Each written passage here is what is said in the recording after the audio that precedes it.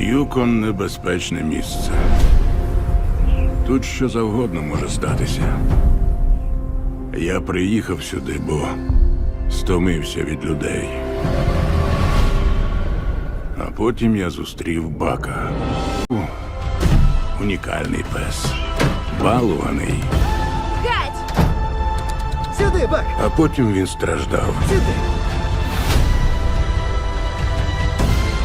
Та його не зламали. Я не знаю, звідки ти, але знаю, де ти є зараз. Ласкаво просимо на Аляску.